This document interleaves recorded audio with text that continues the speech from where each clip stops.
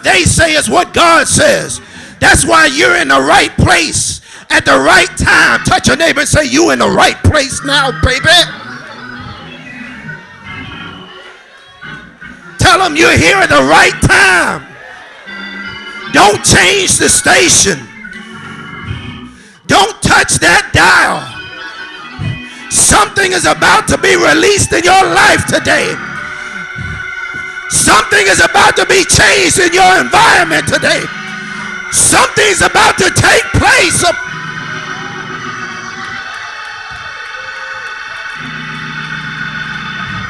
Touch your neighbor and say, here it comes, baby. Here it comes. Here it comes. Tell them, here it comes.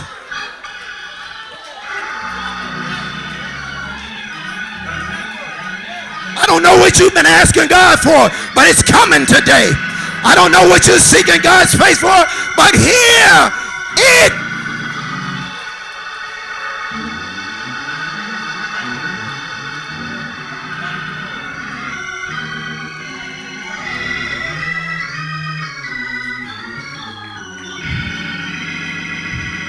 Watch this. The text says, this shall be a sign. The text says, this shall be a sign. The Bible talks about signs and wonders.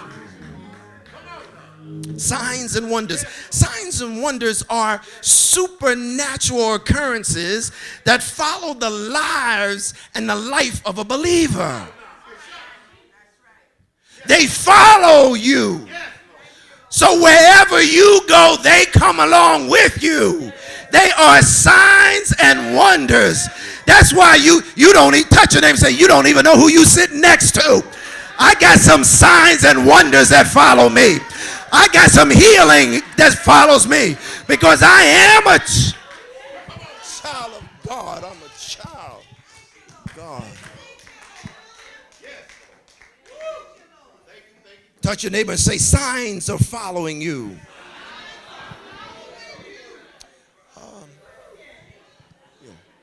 A sign, watch this, a sign is something that gives you a glimpse of what God is about to release in your environment. Now, we used to say it's what God is going to release in your life. But I want to take it a step further than that. It's what God is going to release in your environment, because sometimes God's got to change your environment in order for you to change. Y'all ain't going to talk back to me. I'm going to let you in a little bit of something of what I'm talking about, because despite your problem and despite your situation and despite your illness, there is a sign that God isn't through with you yet. Touch your neighbor and say, God ain't through, baby.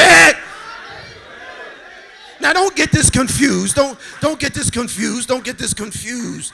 Yeah. Don't get this confused. A sign isn't just for those that are going through. You see, most of us think that, because you're going through, I'm looking for a sign. But a sign is not just for those people that are going through something.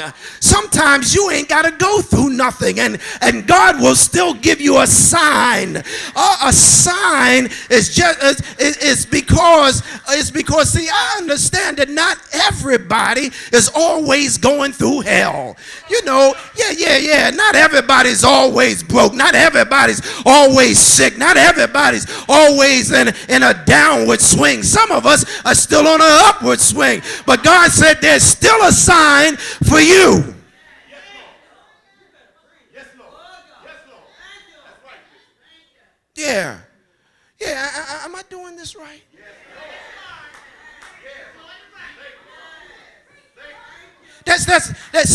See, that's what we need to ask God. Am I doing this right? I know I'm doing okay, but am I doing it right? I know I'm feeling all right, but am I doing the right thing? Baby doll, hey, look, God said, I'll give you a sign to let you know that, yes, you're doing it right. Because listen, God said, I'll give you a sign on the good side or the bad side. You need to know that you're doing the thing okay. The text says, there shall be a sign. This year and next year, you are going to eat such things as grow of themselves. Watch this. This is going to bless somebody. Watch this, watch this. The Bible speaks of wars and rumors of wars. Earthquakes in diverse places. Money is tight. And Johnny isn't acting right.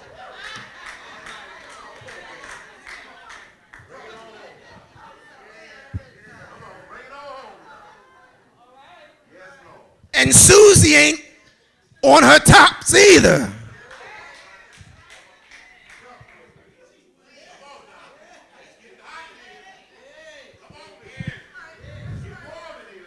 Neither is Abdullah.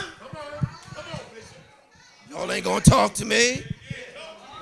The text was written at a time when the Assyrians were warring against Hezekiah and the children of God.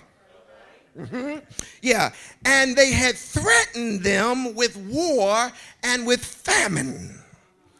And King Hezekiah looked to the prophet Isaiah for a word from God. Oh, glory. And the Lord told Isaiah to tell Hezekiah, this shall be a sign. And the first thing he said is, be not afraid. I'm speaking to somebody right now. Don't be afraid. You may be living on broken pieces and shattered dreams or limited resources, but whatever it is, he said, that's going to be enough. Don't be afraid of your limited resources, because I'm going to take your limited resources and your limited situation, and I'm going to make a powerful testimony out of what you have. It's limited.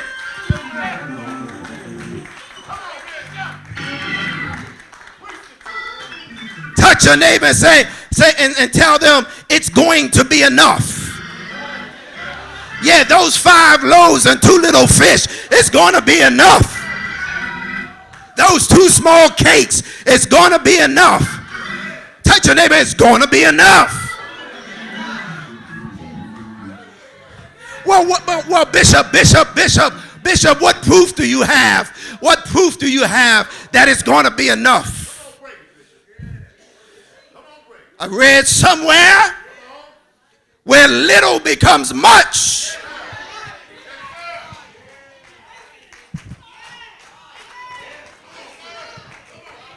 I wish I had somebody in here that wouldn't mind just giving God some praise right there.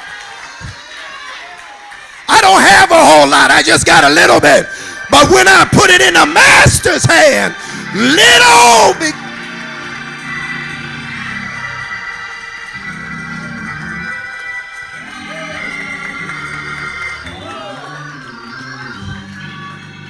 Stuff pops up over here and stuff pops up over there. I ain't got a whole lot, but I can pay my electric bill. I ain't got a whole lot, and I don't know how he does it, but I get it paid.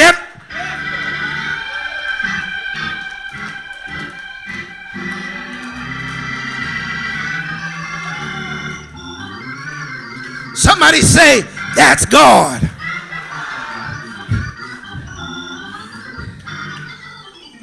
It's a glimpse. I just need 2 minutes. It's a glimpse of what is about to unfold in your life. Somebody shout, that's God. You better hear the voice of the Lord this morning. I feel like speaking in the prophetic right now.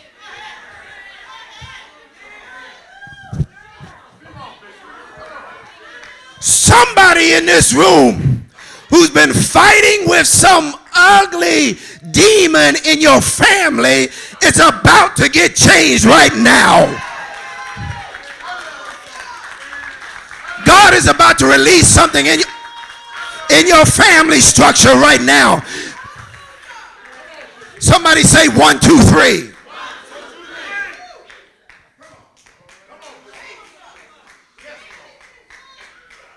There's a 3-year plan. Somebody already is in your 3rd year. Yeah, somebody's already in their 3rd year. You've been challenged over the last 2 years. You've been struggling over the last 2 years. But now you're at a point of sowing and reaping.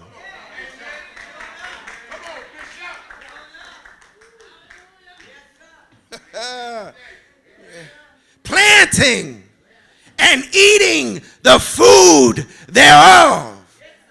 That's the 3rd year. See, because after you've gone through so much over the first 2 years, the 3rd year is your year of prosperity. And somebody in this room is walking in that year right now. Somebody's walking in prosperity right now. You don't even realize how you got there because it was such a slow process. But baby doll, I don't care how slow it is. I heard somewhere in the Bible that the race is not to the swift, but those that can endure